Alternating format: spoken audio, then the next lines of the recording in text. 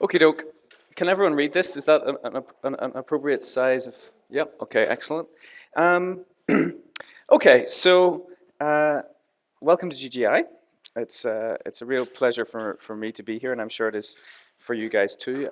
For any of you who don't, I've been to GGI a few times, and it's one of those few places globally where if you get an email saying you've got a slot at a workshop, you make sure that you can go. You change your plans and make sure you can go. It's a very, very special place in the world of physics, and especially in the world of particle physics. So my lectures over these 2 days are to cover BSM at high luminosity LHC. I should say I'm a theorist and I'm a model builder who occasionally does a bit of collider physics to check the models that I'm working on and to see what might be interesting at colliders. And so I will come at this topic very much from the perspective of beyond the standard models, i.e. thinking about where the opportunities lie at high luminosity. And my idea, my goal, and sort of it's inspired very much by Fermi. Fermi was famously incredibly skilled at making back-of-the-envelope calculations, at figuring out what the rate for some process will be, or what the probability of seeing something would be, by getting straight at the physics without having to do lots of calculations. And even so much so, I read, there was a biography, a recent biography of Fermi, and apparently he made furniture, and I read somewhere that at one point his daughter said, you know, basically, why is your furniture so crappy? And his response was something, I'm not saying the right words for sure, but something along the lines of, it has to work, and that's all. And so my goal for these lectures is to try and equip you with those sort of broad brush, perhaps naive from a statistical perspective, but good to within a factor few ways of estimating and exploring the landscape of BSM physics at high luminosity LHC.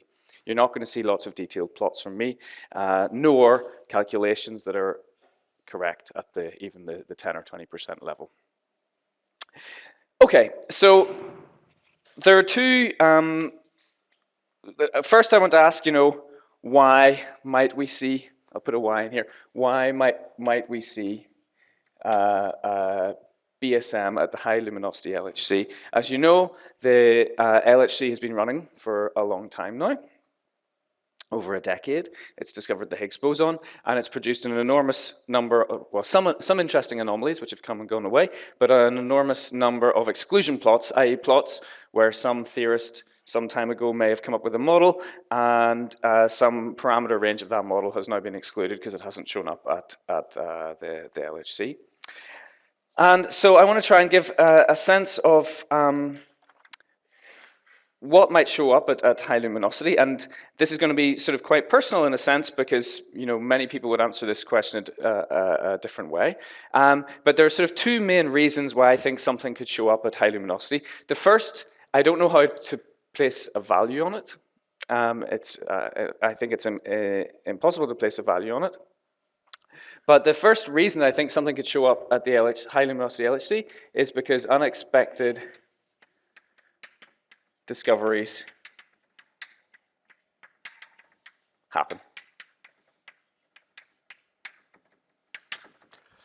Sometimes I think we perhaps place a little bit too much importance on predictions from this theorist or that theorist, and don't keep in mind as much as we ought to, perhaps, that when we're exploring new territory, things can show up. And this is what the high luminosity LHC will do. It will explore new territory. For instance, imagine this is the territory that we are currently in. This is now. And in some sense, all of this new territory out here will be covered by the high luminosity LHC. By probing in different channels, a hadron collider probes a huge number of different channels. If you think of all of the different when you collide protons, all of the different particles that you collide, you don't just collide protons, right? You collide gluon, gluon, gluon, quark, quark, quark, pick all the quark flavors and so on. And there are an enormous number of final states as well. So in many different ways. But I would argue that the exploration that HL-LHC is going to do is really, and it's presumably why it's a topic of this school, is probe the intensity frontier.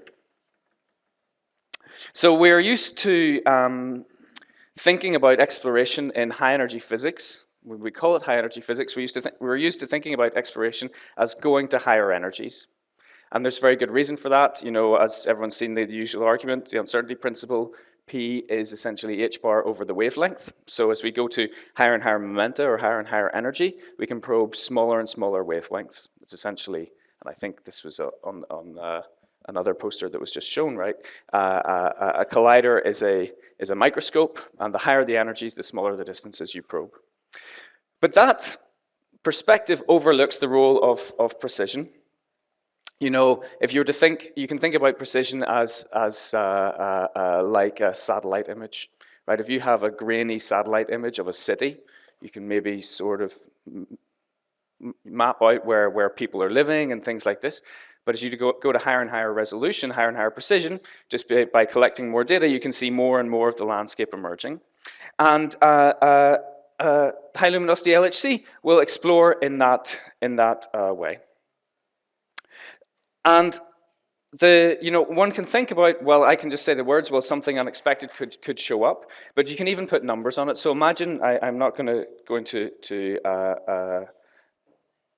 go through too many examples, but imagine you had some really weird exotic process at high luminosity LHC with a cross section of something like 2 attoburns.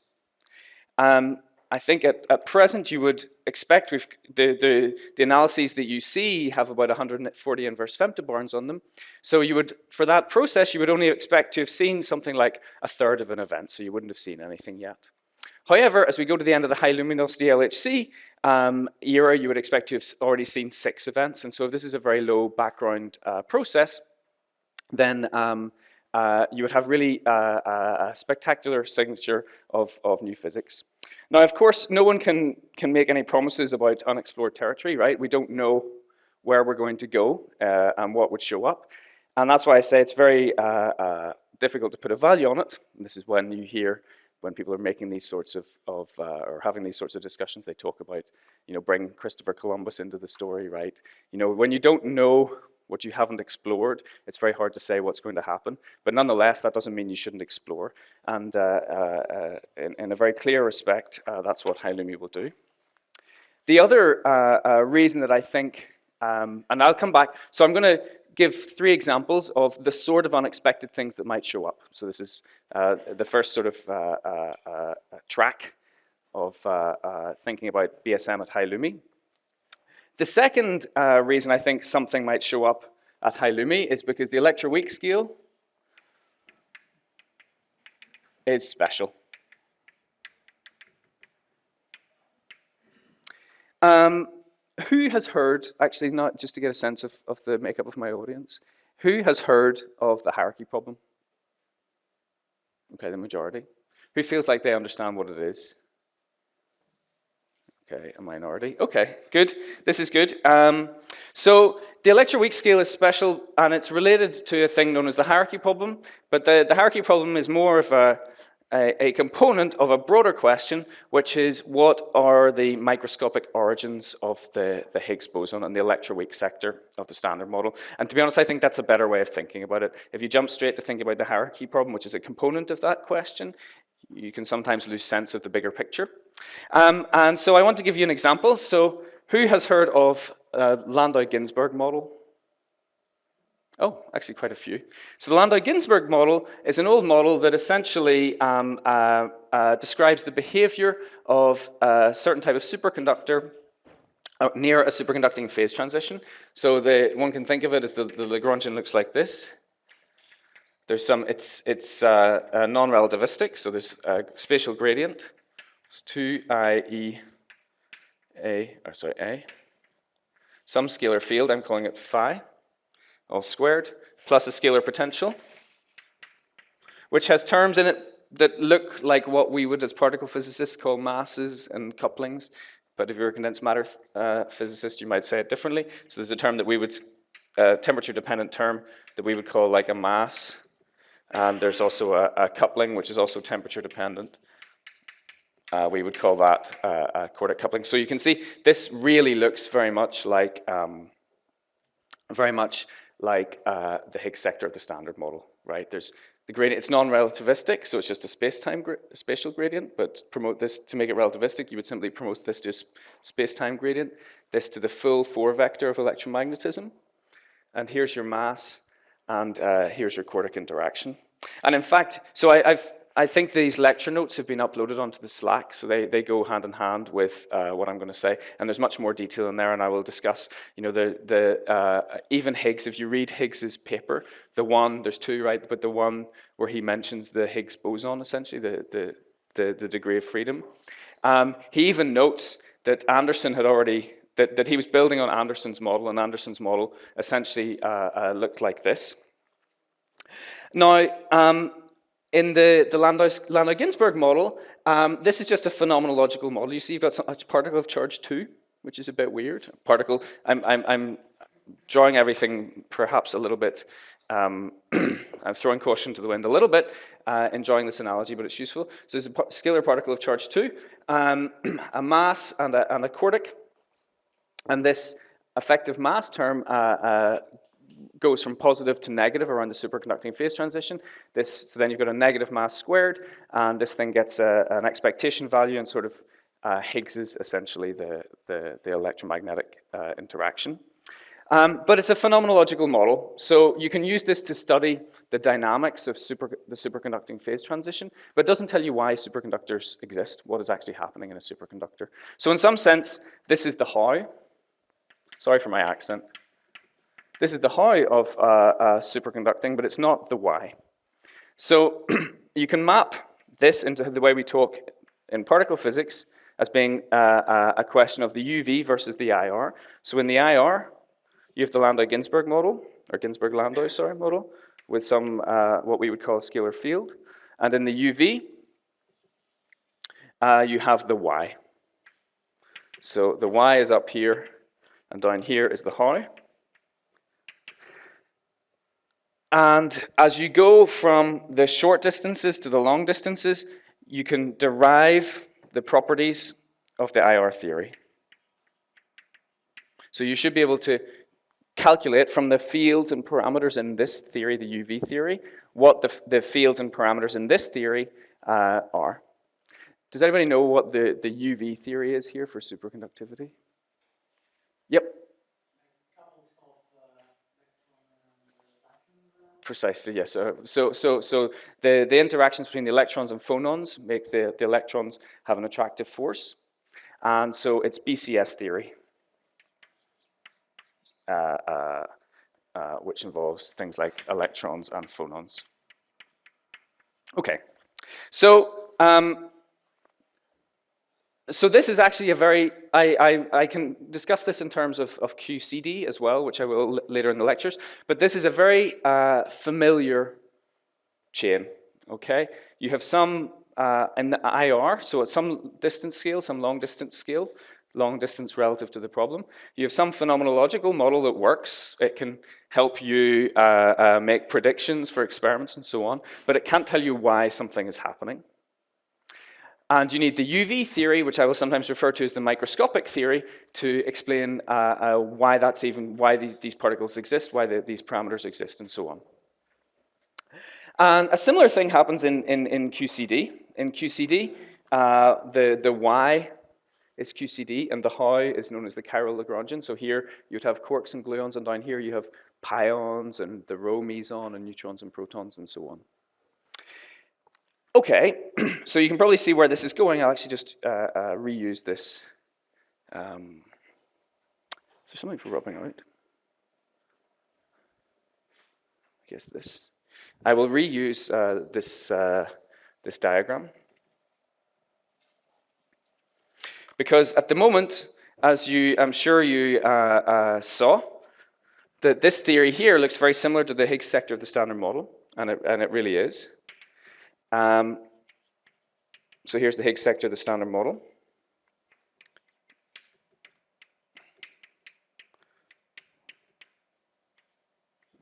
Doesn't really matter so much if you can't see it. You know what it looks like. It's on that T-shirt and mug and so on.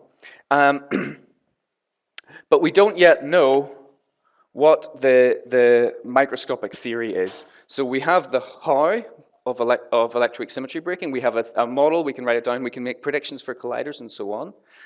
But that how cannot answer a question, you know, what is the prediction for the Higgs mass? So you've heard of theories like supersymmetry, for instance, where you can actually predict the Higgs mass, you can calculate, and you can follow this logical chain. I might, if we have time, I will discuss supersymmetry, but because there's so much literature on that already, I might, that will be the first thing to get cut if we run out of time.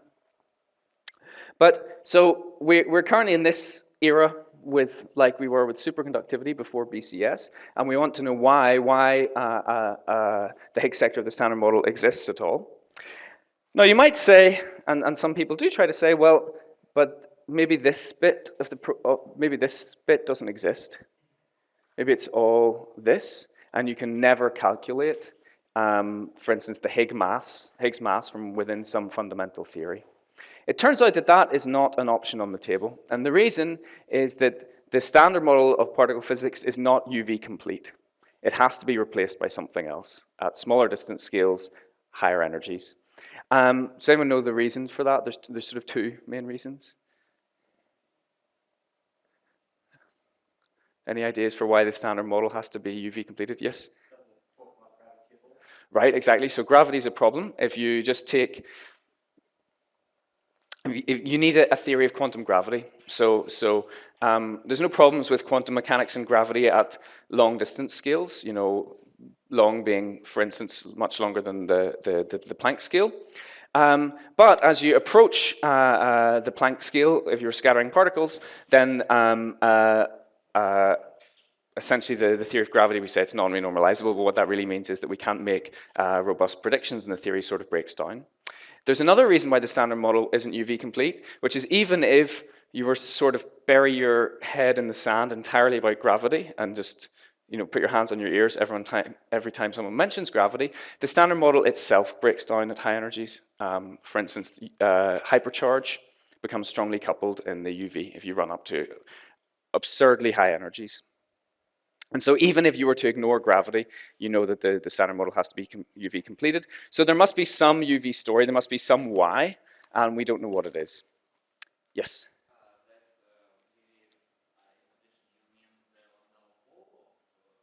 Yes.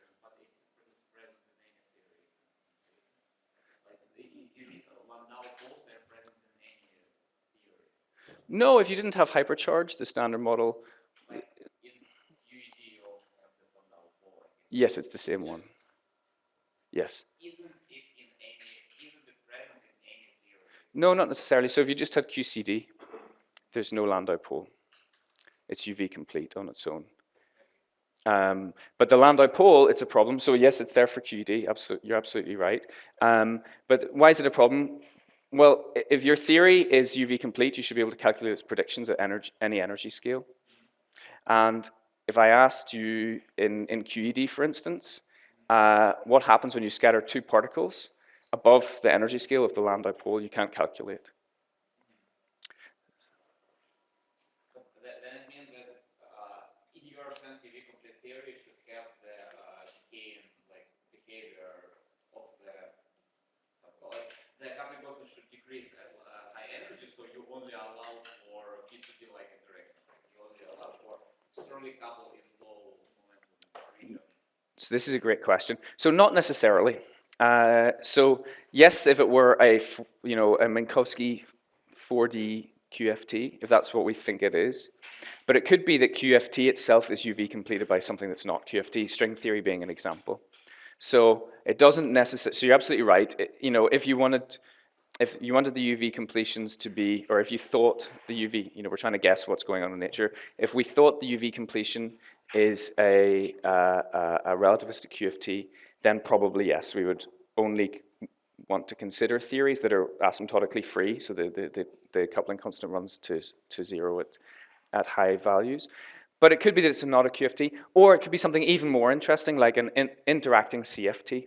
So you could have a theory that runs as you go to high energies. The coupling constant hasn't gone to 0, but it's in this conformal window where it's an interacting theory, but everything becomes, at arbitrarily high energies, everything becomes scale independent.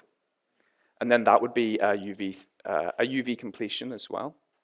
In fact, your question is really very, very good. And nowadays we really think about QFTs that are not scale invariant as being somewhere between the flow from a scale invariant theory to another scale invariant theory, one at high energies and one at low energies.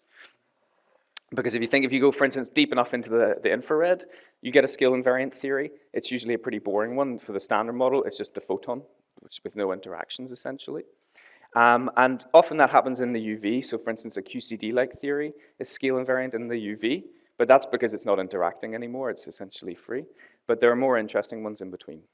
So yes. So it's interesting. It's a very interesting exercise to try and map the logical possibilities for UV completions. But I would argue still that there has to be a UV completion of the standard model, that it's not on its own sufficient. That was an excellent question. Are there any other questions? No? Okay. So now I want to go on to the what. So that was why might BSM show up at high luminosity, LHC, at the high luminosity LHC. And now I want to ask what might show up.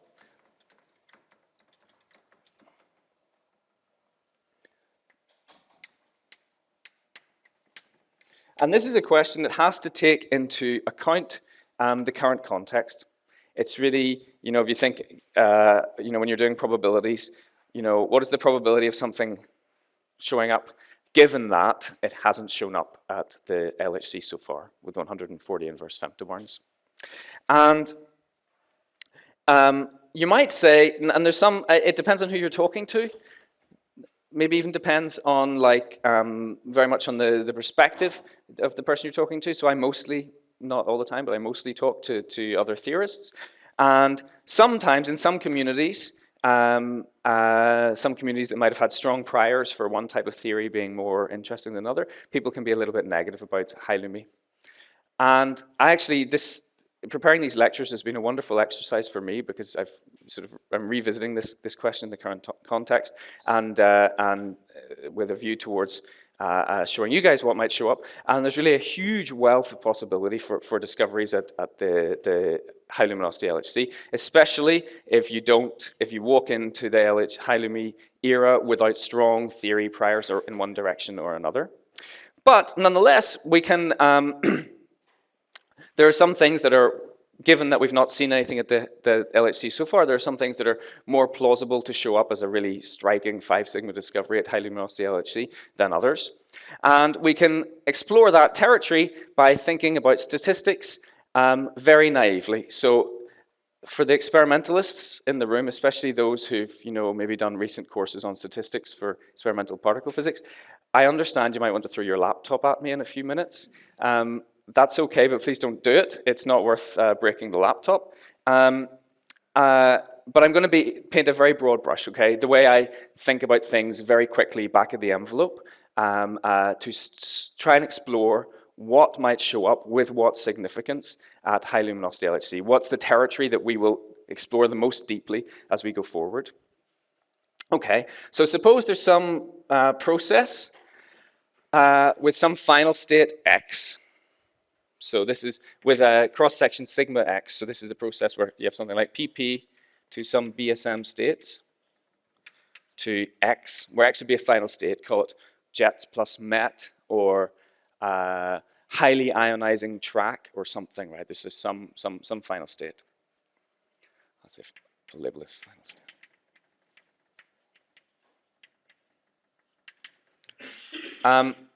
And the BSM here can be on shell, like for instance an S-channel resonance, or a pair of colored fermions or something like that, or it could be off shell. It could be, that you're there's an S-channel resonance just beyond the energy that you can access, so you're sort of on the tail of the Bright-Wigner distribution or something like that. Or it could be something showing up in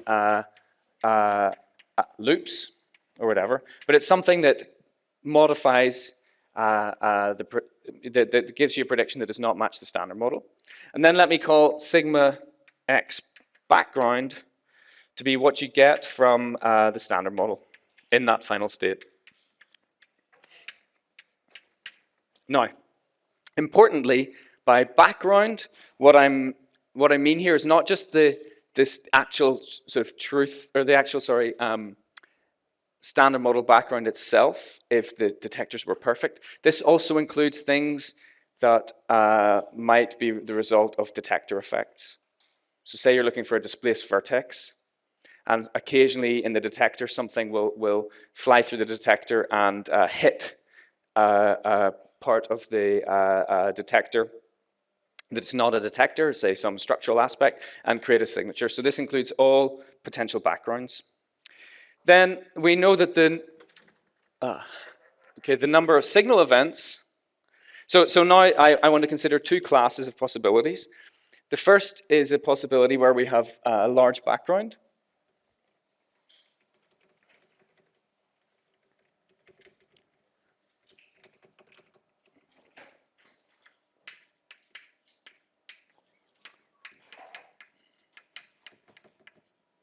So this is the scenario where sigma x background is much bigger than sigma x. Then we have the number of signal events, and sig is essentially sigma x times the integrated luminosity. And the number of background events is sigma x background times the integrated luminosity. And in here I'm sort of implicitly folding in efficiencies, so we will come to this in later on again. Now, you'll recall from Poisson statistics, so imagine this is some binned analysis. I'm really throwing caution to the wind, as I said, but this will get us somewhere. So imagine you're thinking about a binned analysis, you've got Poisson statistics, and so the number of expected events is n background. And so if this is very large, then the variance, because it's Poisson, is just n background.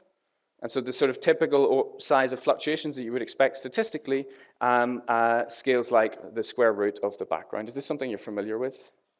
Yeah, okay, super.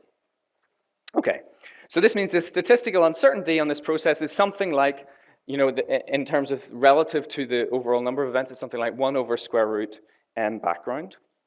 And so for discovery,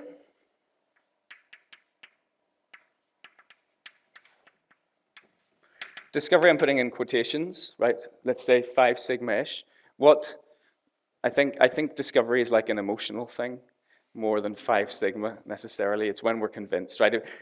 You know, 5 sigma in one very messy analysis that's very, very difficult with large theory systematics and so on is not the same as 5 sigma in a dimuon bump hunt, right? And so it's an emotional thing, but let's put a number on it. I think we're sort of obliged to.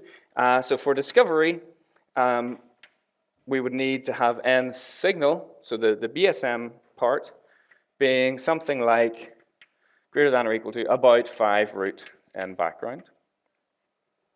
Okay.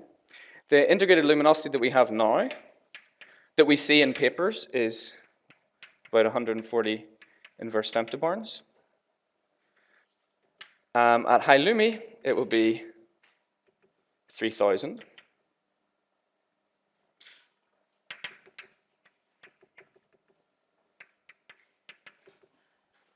So for discovery at the LHC,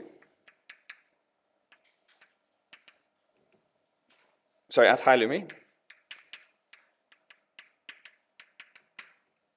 we would sort of need now to have n signal over root n background, this is now, to be sort of bigger than, because there would already be some deviation, right? It's maybe just too small for it to be significant, and then it's growing with increasing integrated luminosity.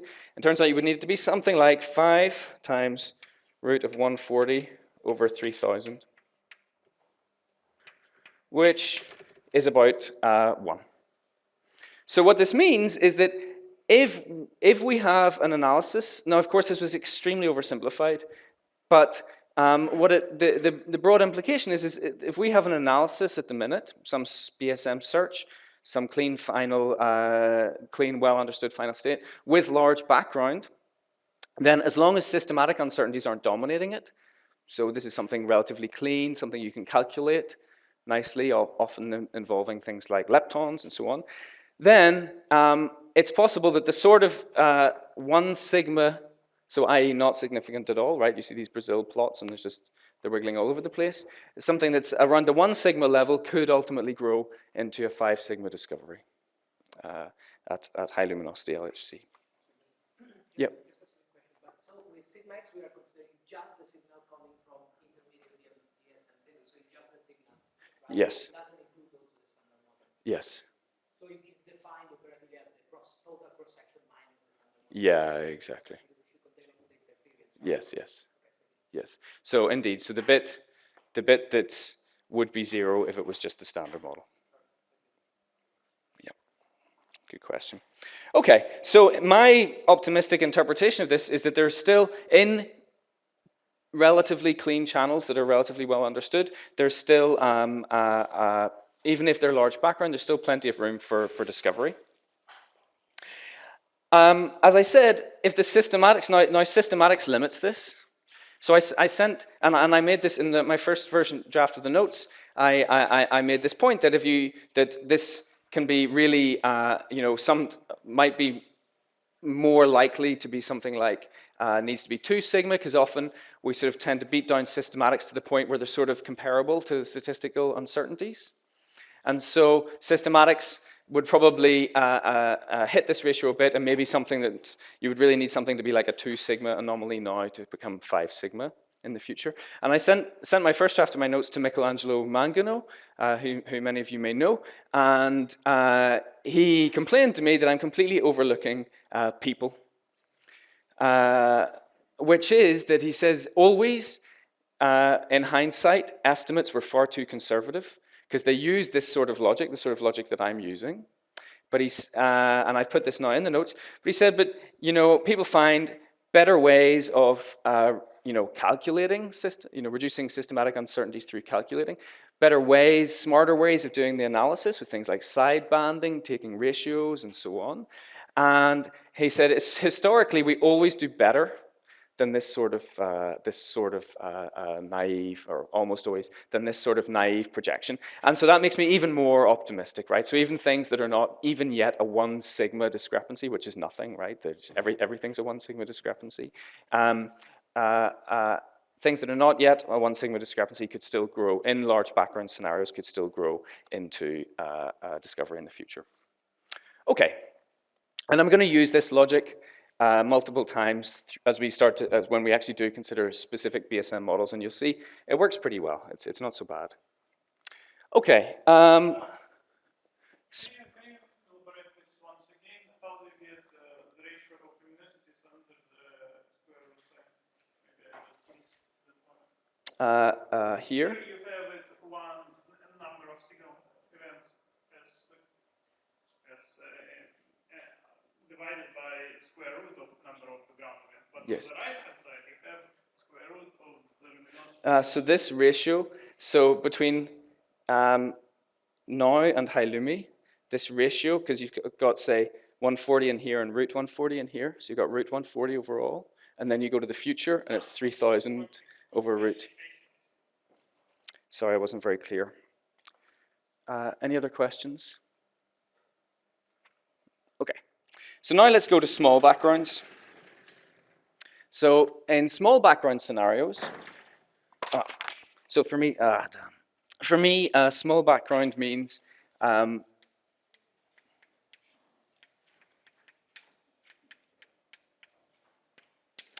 rare or exotic events. Okay, so things that do not happen often.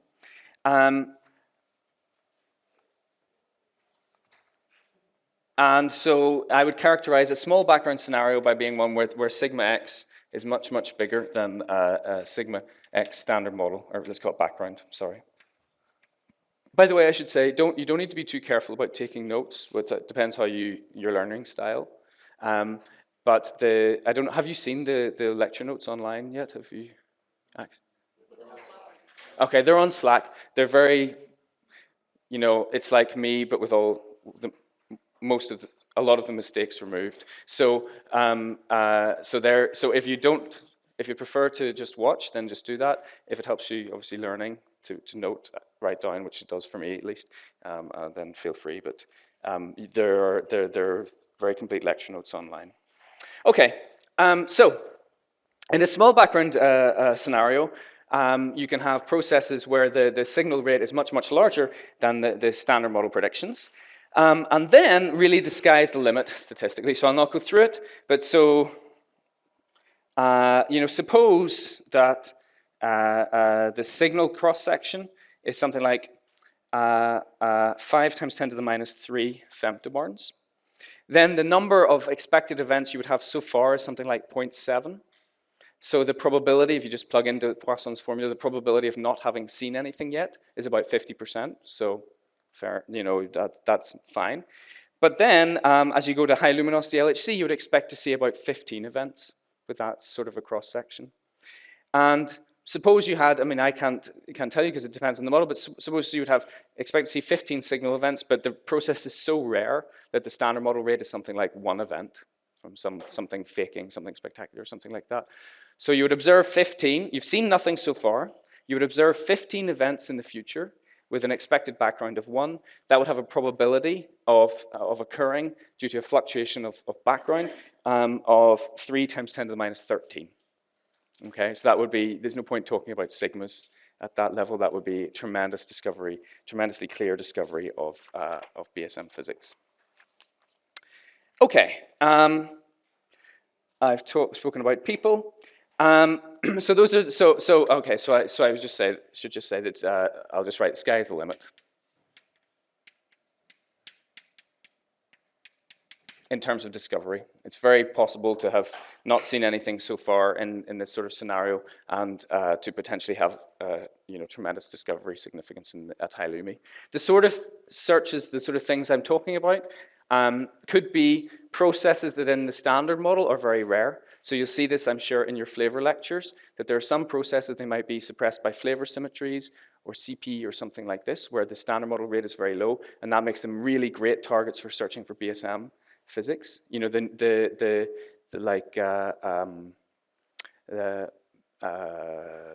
Muon G minus 2 is an example of that, although we're already at the limit where calculating things is becoming tricky. So it could be something that's standard model-like, but just extremely rare. Could be something, we'll come to an example where there's a process with lepton number violation. The standard model doesn't violate lepton number at any appreciable rate. And so that could be something where it's just really striking. The standard model background is essentially 0, and then it all comes down to what things could fake that signature. Or it could be something like displaced vertices, right? The standard model does not produce spectacularly displaced vertices in colliders, and then again it comes down to a question of detector effects. So those are the sort of searches I'm discussing. Okay, so to summarize, I would say that there's plenty of room for BSM to show up. I'm discussing now the what sort of thing could show up. Even in background limited scenarios, it's possible that something that is currently a 1 sigma standard looking fluctuation looks like a fluctuation in the current data set may grow to become a 5 sigma discovery. For Exotica, the sky is the limit. Clearly, overall, systematic uncertainties will play a significant role. So it is important that there are people spending a lot of time trying to understand their detectors as exquisitely as they can, because that detector understanding will essentially will be the bottleneck for a lot of rare processes, understanding rare processes. And also that, for instance, there are theorists who are calculating QCD predictions at n cubed L O and so on, because that is the only way we will beat down systematics on that front. Okay, I want to discuss briefly one aspect that relates to the occasional pessimism that you see, which is related to sometimes the way we look at things. So suppose you have some BSM model, and you've been searching for that BSM model. I don't know, let's call it supersymmetry. You've been searching for that BSM model at the LHC so far. And you want to know, well, my limits on some particle mass are currently at, say, 1.2 TeV.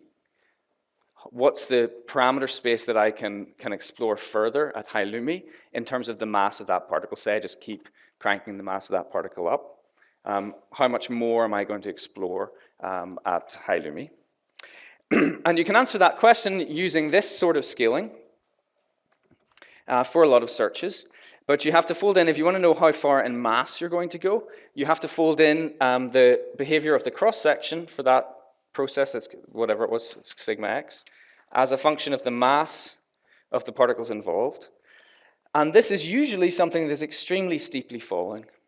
It's steeply falling as a function of mass, typically because the cross-section itself, the parton level cross-section, scales something like 1 over the energy that's required to create those particles, so essentially 1 over the mass squared of those particles. So that's falling pretty steeply. And also the PDFs, right? If you're talking about limits that are already at, say, the TeV scale, you're asking a lot of x from your protons. And so if you're going to go to even higher mass scales, you need those partons to have an even greater momentum fraction of the proton. And so typically the PDFs are also falling very rapidly. And so, say your current limit from the LHC is at some mass, let's call it M now. And suppose this is a search that has some significant backgrounds. Then you need all of this extra luminosity, and it's scaling out the square root because it's a background limited search, to be able to compensate for the drop in cross-section, which is dropping very, very fast. And so it could be that here is high Lumi, and because this is dropping so fast, by the time you've come, a factor of root 1, or a factor of root 3000 over 140, so about somewhere just above 4.5 or so, down in cross-section, sorry, factor 20 down in cross-section, in significance, something like 4.5, then you might not have moved far across at all in terms of mass reach.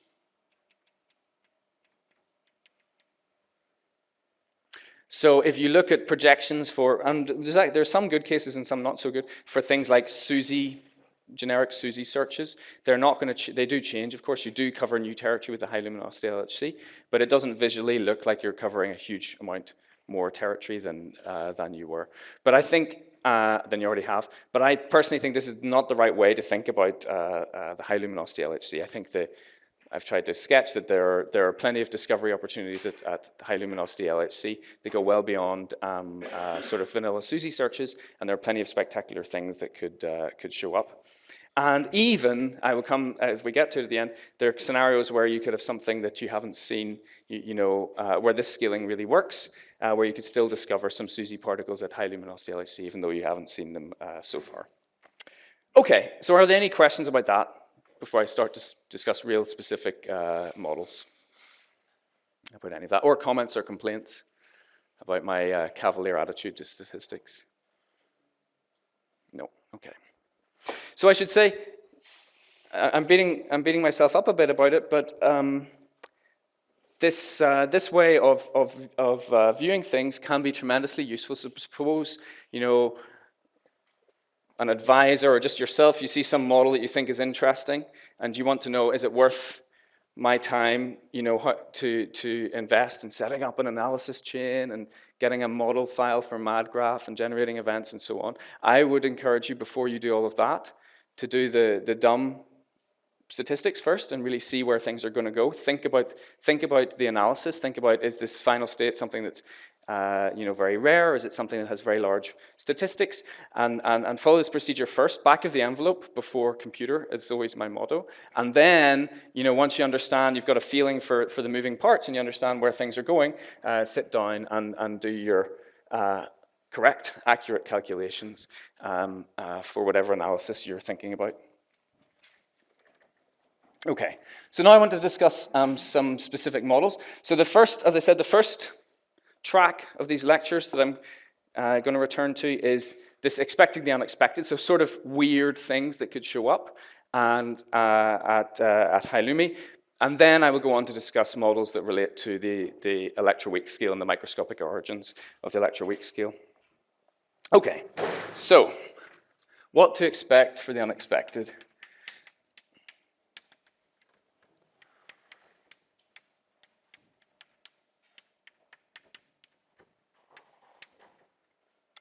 So there are clearly a lot of open questions in particle physics at the moment. One of them that I mentioned is, what are the microscopic origins of the electroweak scale? But there are many, many others. So for instance, there's neutrino masses. Where do they come from? Okay, we can accommodate them. By the way, some people would say that they're already a part of the standard model. Some people would say that they're not. It depends on your perspective. For some people, the standard model is the thing on the t-shirt, all the renormalizable interactions and nothing more. For some people, the standard model is the set of particles and the set of symmetries, gauge symmetries. And so if you define the standard model that way, then neutrino masses are already, the standard model is in effect theory, so all those higher dimension operators should and would exist, and then neutrino masses are already accommodated. But nonetheless, for sure, at some energy scale, neutrino masses are going to require new fields, new degrees of freedom beyond the standard model. And so I would say neutrino masses are firmly in the BSM camp.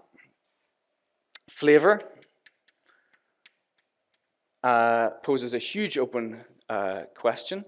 I think it would be very, very difficult to look at the pattern across families of fermion masses and convince yourself that there isn't a pattern there, right? I'm not going to go into it in much detail, but there are, essentially hierarchies between the third, second, and first generation across leptons, up-type quarks, and down-type quarks.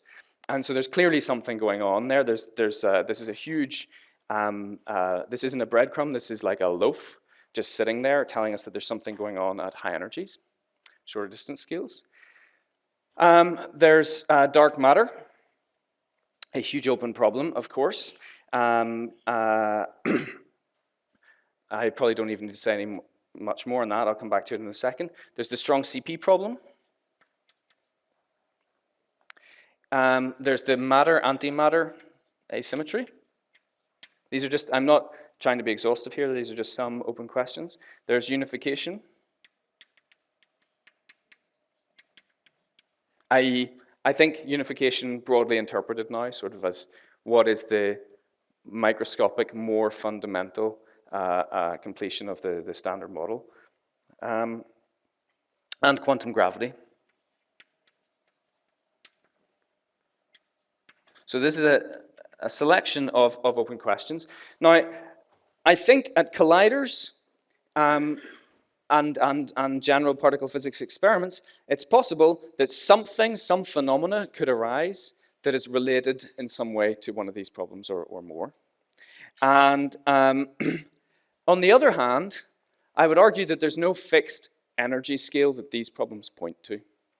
Okay, you could say, well, if I use the seesaw mechanism with order 1 couplings, say lambda equals 1, then this is maybe pointing to some mass scales above, say, 10 to the 10 GeV. But that's not necessarily the case. Neutrino masses could be generated at very different energy scales. That's just if you make an assumption. Dark matter, you could associate it with an energy scale if you appeal to something like freeze out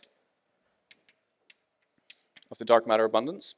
Then it's probably around the weakish scale, broadly defined. The matter-antimatter asymmetry, you could tie it to an energy scale if you assume that it comes from electroweak baryogenesis.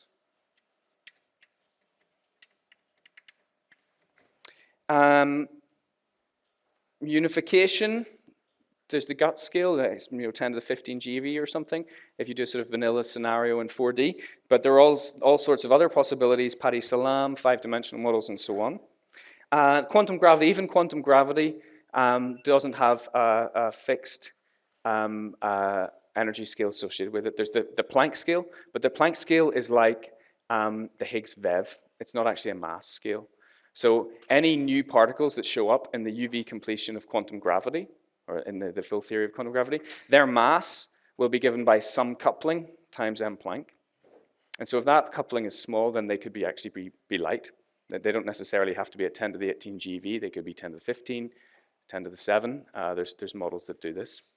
And so I would argue that whilst if we inject some assumptions, we can tie these problems to a fixed energy scale, if we're being completely open-minded, they're not, as yet, tied to any specific energy scale. And so that means that energy scale could fall, the energy scale that they're associated with could fall in the remit of high luminosity LHC, or not. It could be in the remit of lower energy, high intensity probes, or it could be that it's just beyond reach. So these are some motivations for the fact that something could show up. But if we're going to be completely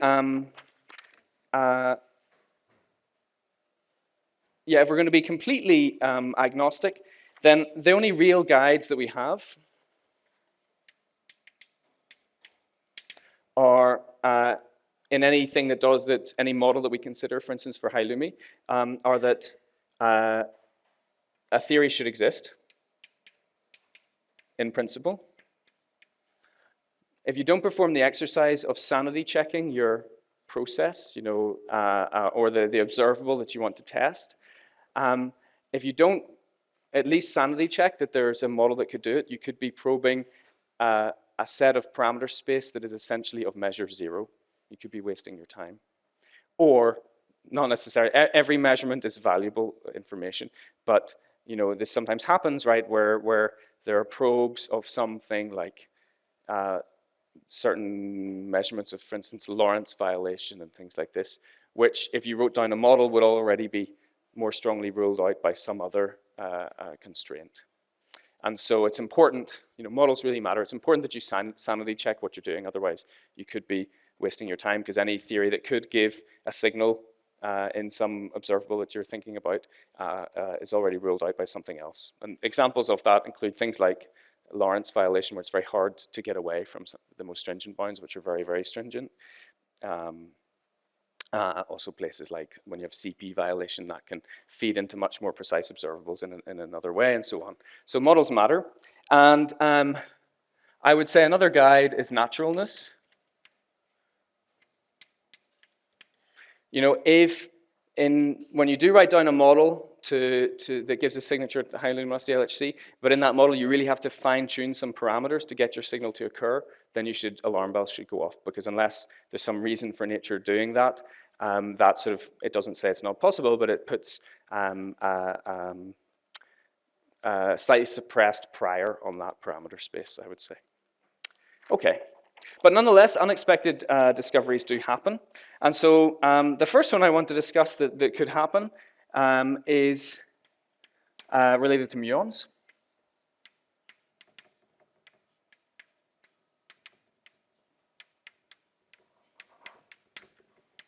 Okay, so famously, in 1936, when the muon was discovered, Isidore Isaac Rabi, I'm not sure, but Isidore Rabi said, who ordered that?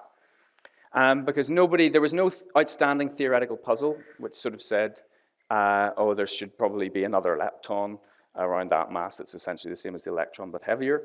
And so he said, who ordered that?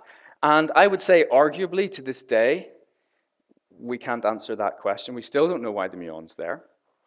It just is there, and the rest of the particles are there. So that question has grown into, for instance, why are there 3 generations and not just 1, for instance, or 2?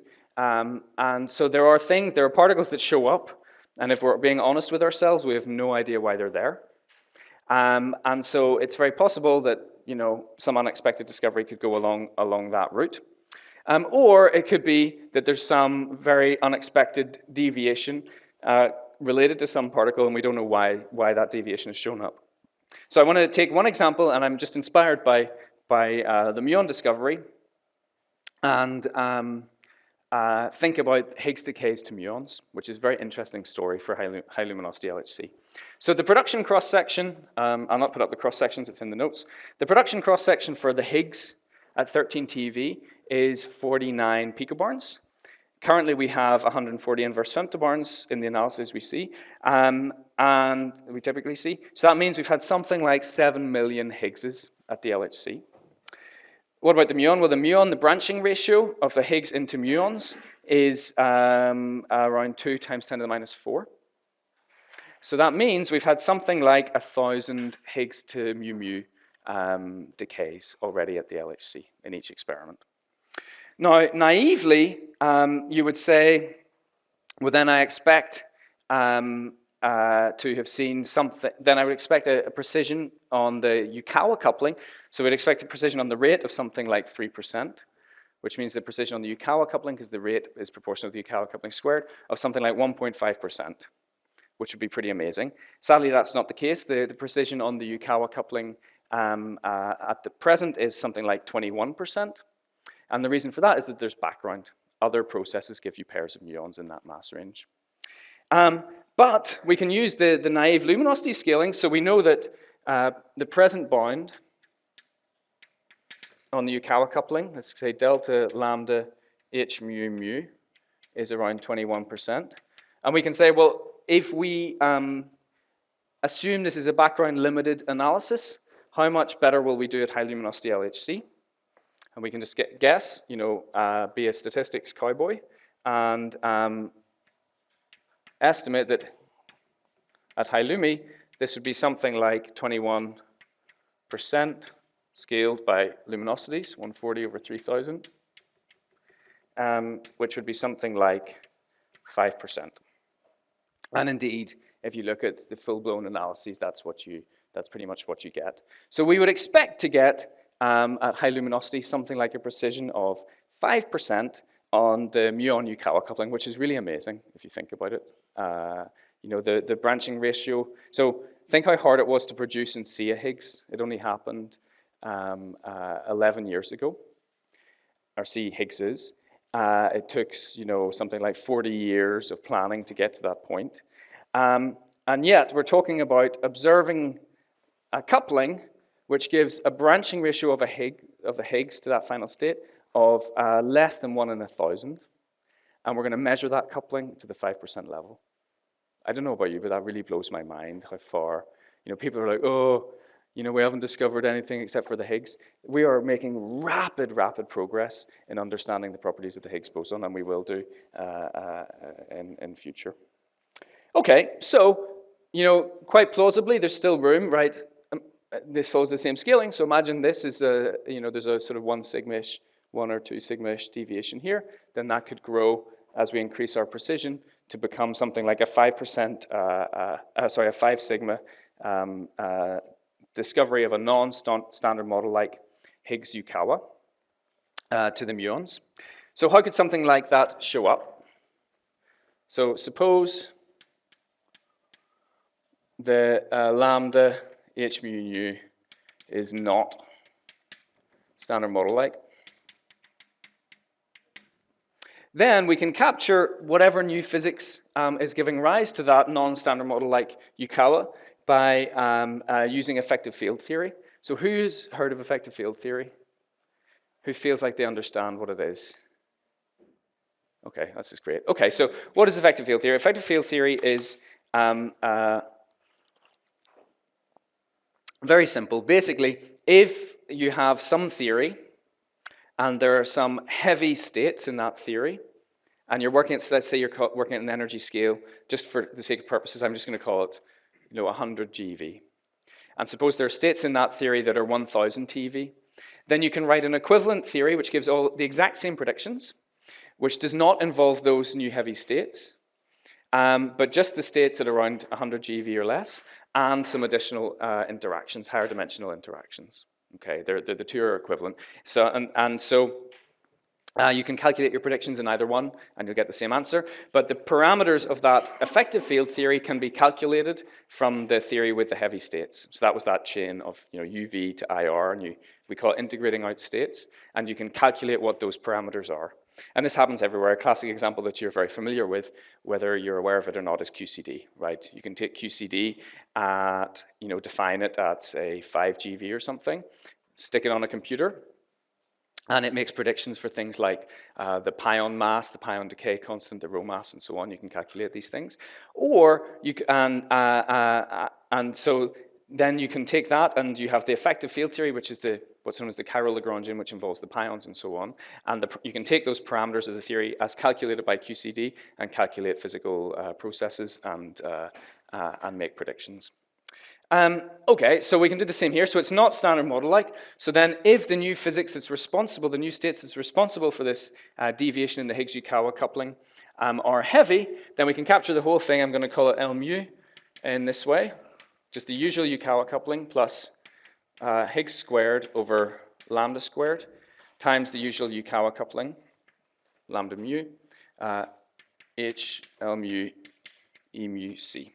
Okay, so this thing here is some high energy scale, but I would call it a field scale. It has the same units. So in the notes, there's a lot of appendices with, if there's any jargon that I've used that you're not familiar with, first of all, just ask me and stop the lecture.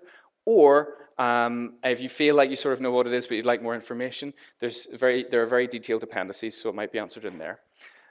And so lambda in here is a field scale. You see it as the same units as the Higgs. Now the VEV of the Higgs is not a mass. The W mass is G times the VEV of the Higgs. The top mass is lambda top times the VEV of the Higgs. So you get masses from fields, from expectation values of fields, only when they're multiplied by a coupling. And you see this thing here has the same dimension as the Higgs field. So this is not a mass scale. And I would be very uncomfortable if I heard anyone referring to this as a mass. So this does not mean that the new physics that's responsible is at the scale lambda. If the UV theory has couplings that are order 1, then once you multiply lambda by a coupling of order 1, then you get a mass that's around lambda. Like the top mass is essentially the Higgs VEV because the top Yukawa is about 1. But it could be that those fields are actually much lighter if the coupling is small, or they could be much heavier if the coupling is large. Okay, so so here's our yep. This is the left-handed. This is the left-handed and right-handed leptons. C. Sorry, yes. Just to let you know that it's an anti-lepton conjugate. Thanks. Yes, that's good. If there's any notation that is too sloppy, call me out and I will explain. Okay, so we've got this interaction and it modifies the Higgs-Yukawa coupling.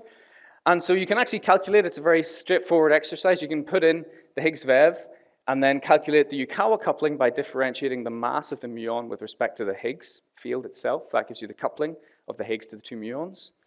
You want to calculate this thing here. And you can calculate this vertex by just taking d m mu by d Higgs. So you perform that exercise and you see that the Yukawa coupling of the Higgs is modified by an amount which scales exactly as v squared over lambda squared, where v in this instance is 246 GeV.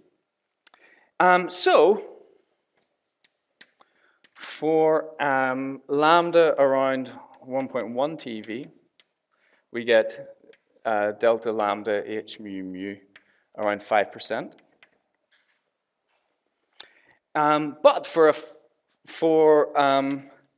which would not be, that would be a 1 sigma deviation at high Lumi. If you were going to get a 5 sigma deviation at high Lumi, then you would need lambda to be around 500 GeV. For this to be whatever, like 25% or so, I think. Which is pretty low. So then the mass scale of new physics is some coupling times lambda, which would have to be, for any perturbative theory, the sort of largest the coupling can be, even in a non-perturbative theory, you would expect this to be smaller than around 4 pi, so less than about 6 TeV. Okay, so this is something plausibly a 4 or 5 sigma deviation. Yes?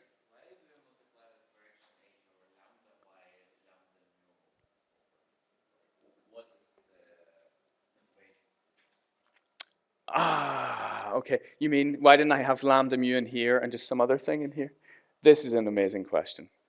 In my notes it says, an astute, footnote 2, I think, or 3, an astute student would ask, why have I not put, have you been looking at my notes?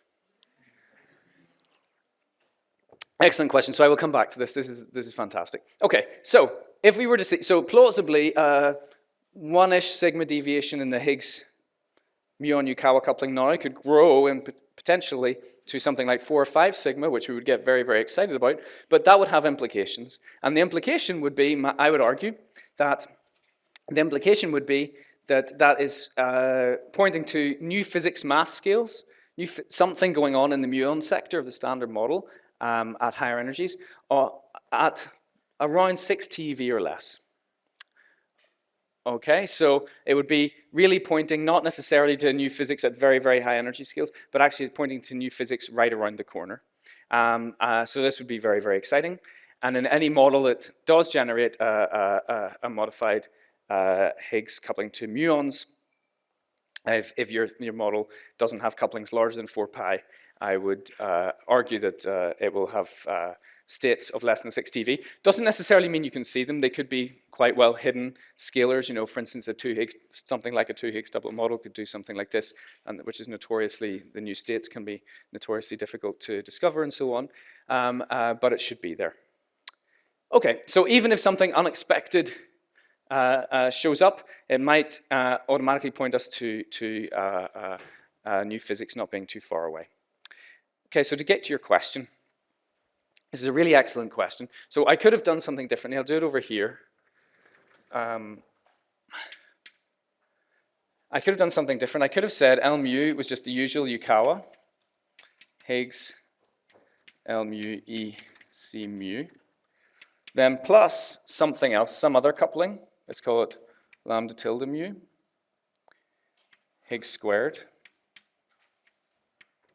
Sorry, over lambda squared Higgs L mu E mu C.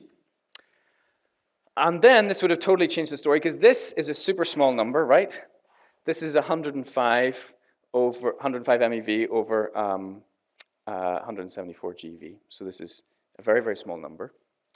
And so I've carried this through implicitly everywhere here. So in here, I would now have lambda, I would have this times square root. If I were to carry this through, then I should get something like this. Actually, I'm going to leave this here and do it down here. I would have had something like lambda goes like square root lambda tilde over mu over lambda mu times 500 GeV. Now this was, what did I say, like 10 to the minus 3. And so if this was order 1, then this could push up the new physics scales to higher energies. And so whatever's responsible could be very hidden. The reason I didn't do that is because anything that generates this here is breaking, we're going to come back to this later, but is breaking a chiral symmetry. So whatever new physics model I write that generates this, it's breaking a chiral symmetry that is essentially would have otherwise forbidden the muon mass term from being written down. You see that I could think of this being, if you wish, I could think of this. This is explained in the appendix, by the way. I'm going to go a little bit quick, but it's necessary to answer your question. This breaks a chiral symmetry that, for instance, rotates EC mu by some phase, e to the I theta. I could do that. If I didn't have this term, I could just rotate this by a phase. This field only has kinetic terms. And so, and you've got, in the kinetic terms, you've got EC mu dagger, d slash EC mu. And so if I rotate that by a phase, that term stays the same. It's only this one that changes. And so this coupling here is actually breaking that symmetry.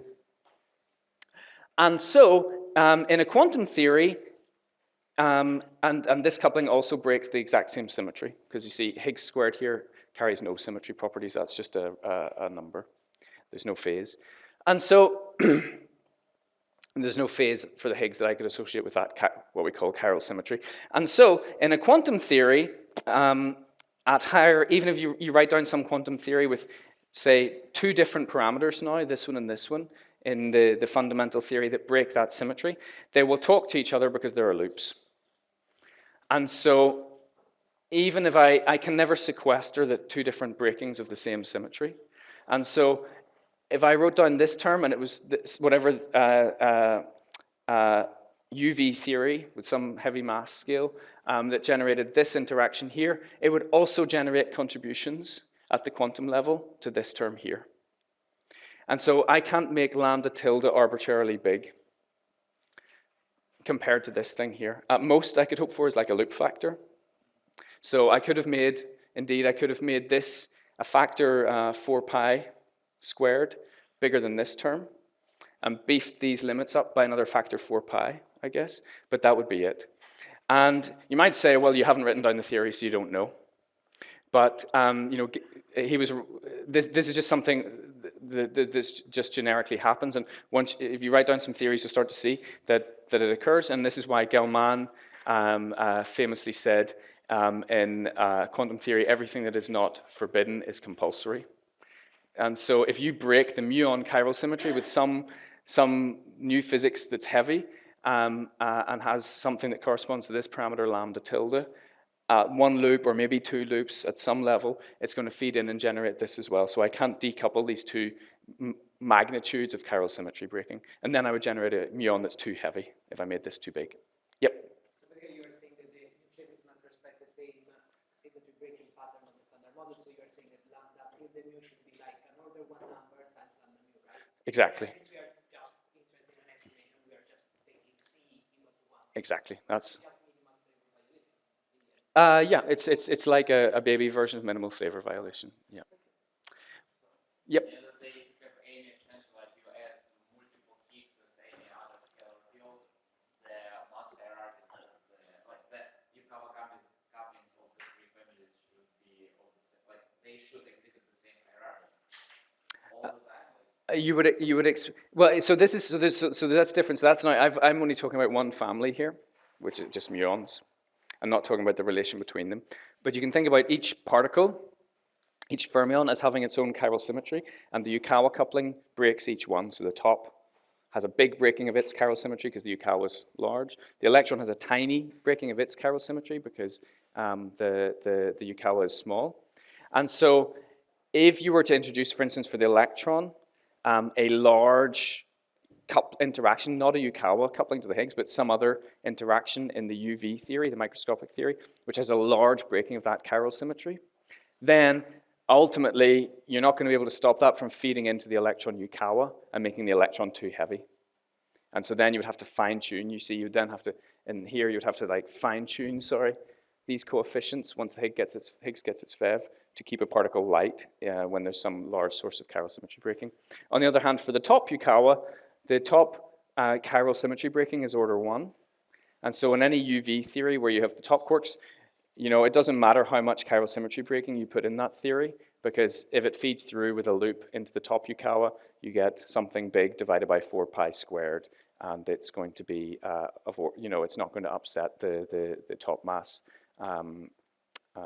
prediction of the standard model by too much. So that's about between families, but it's more to do, the reason is that you can't hide from quantum corrections. In a classical theory, you can. In a classical theory, I can make this as big as I want. But in a quantum theory, this term is going to learn about this one at the loop level. This was intended to be beyond this course, but it's maybe of interest to you guys. Is that sort of clear? There's no point in me starting something new. So maybe I just take questions now, and then we can finish on time and then start on time. Is that okay? Yep. Or finish a little bit early. So are there any questions about any of this? Yep.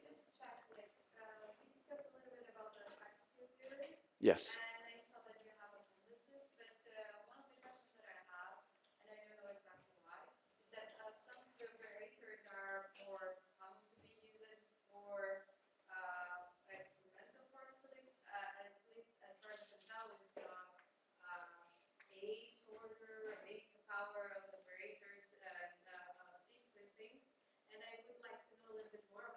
It's a great question.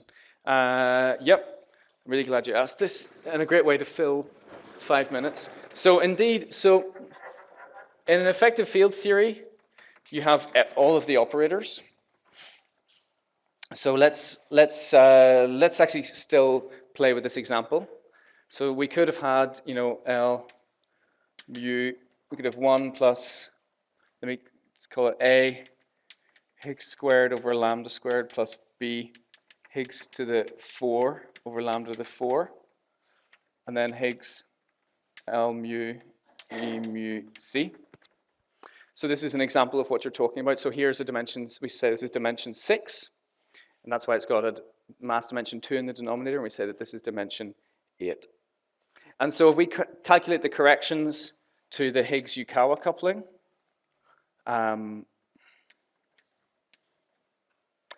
then we will get, what was it, A V squared over lambda squared, and then I guess something like 2B, I'm guessing here, something that scales like this over lambda to the 4.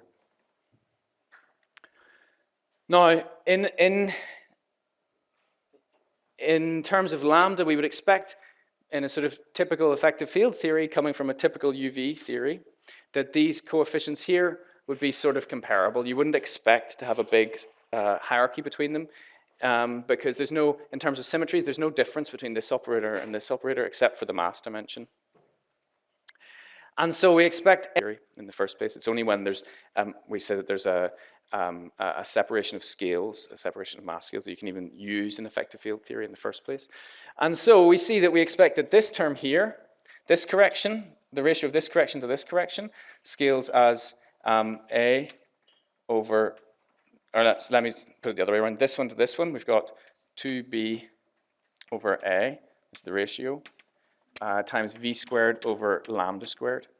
And so if B and A are order 1 quantities, and V is much smaller than lambda, this term is just less important. It's just smaller. And this also occurs, for instance, in an effective field theory, we could have had, you know, the usual kinetic terms for the Higgs. And then something at mass dimension 6 and 8 and so on, you could have things like this, but with, let me do a DH dagger box, you know, with 2 derivatives. This the same sort of logic works for derivatives as it does with fields, essentially, apart from this difference between a coupling and a mass. And in here, this would really be a mass scale. And what this will do is modify the propagator. So you get the usual propagator for the Higgs, p squared minus m Higgs squared. And then you get a correction that's scaling like, I'll call it C, 1 over m squared. And you see that the ratio of these terms, when this term here is small, when p squared minus m squared is small compared to big M squared, this is 1 over something small, so it's much bigger than this one. And so this gives you a ratio of corrections, which scales like p squared over m squared. So when p squared over m squared is small, this is a small number. We could have included the next one that had the box squared over m to the 4.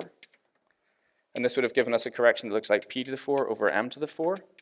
And so when you can only use the effective field theory if there's a separation of scales, and you can only use it in a regime where it's essentially a convergent series. So this term, by definition of using the effective field theory to a certain extent, is smaller than this one and less relevant. And similarly, this one, if you're using it appropriately, is smaller than this one. So we usually ignore, so you should have all, you know, for self-consistency, you should have all operators up to infinite mass dimension, but it's okay to just use the leading ones because they're the ones that capture the biggest effects of the new physics. Does that answer your question? Okay.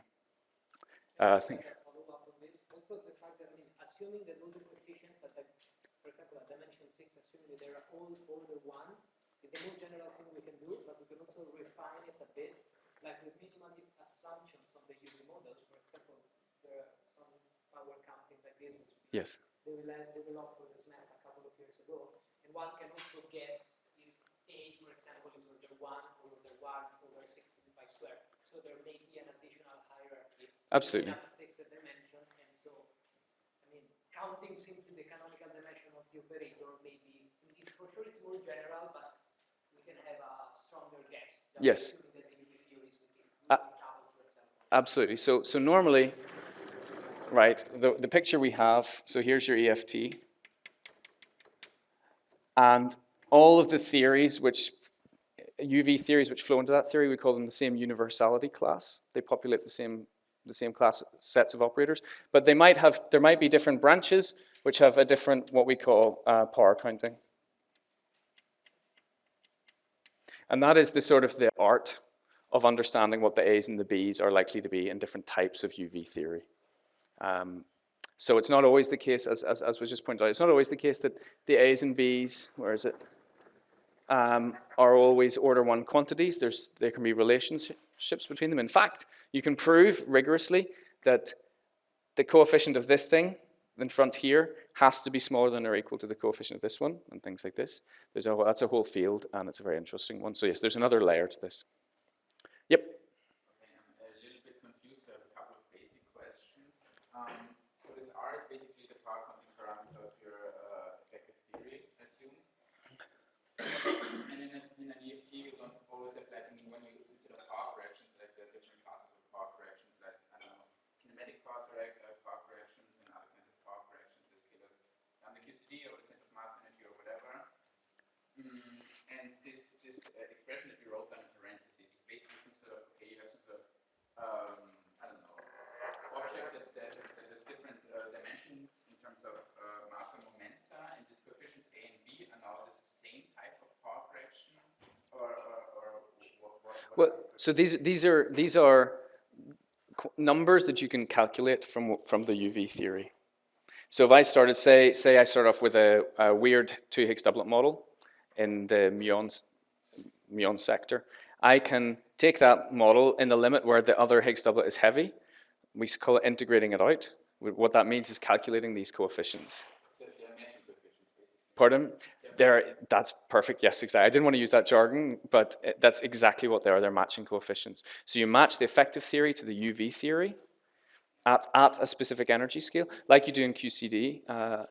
You match at some specific energy scale, and that defines, and you have to specify the energy scale that you're matching at. That defines what these coefficients are. Absolutely. Okay, and these L and E are basically fields that are part of your theory? Yeah, so this is the muon.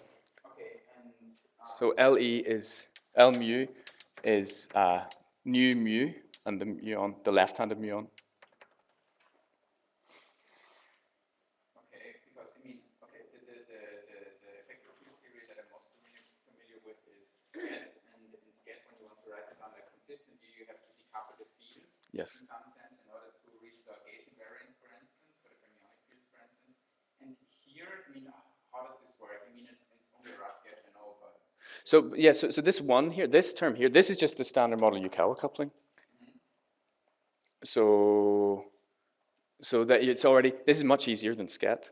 This is already gauge invariant. This is just the standard model Yukawa coupling with the Higgs. And then this is mod Higgs squared.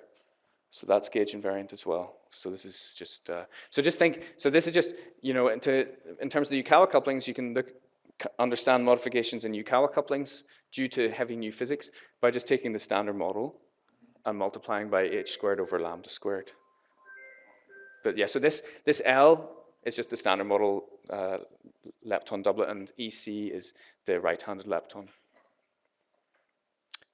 Okay, I guess we should finish there. That's past. It's 10:30 I finish, right? Yes.